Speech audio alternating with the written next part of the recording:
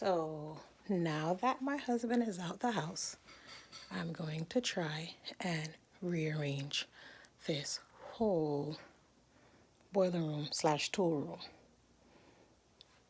See how messy it is? Yep. It needs a transformation.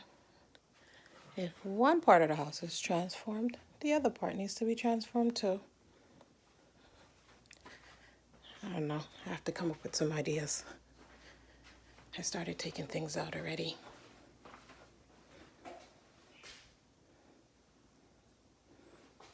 He's gonna go crazy if he comes back and see me doing this, but he'll get over it.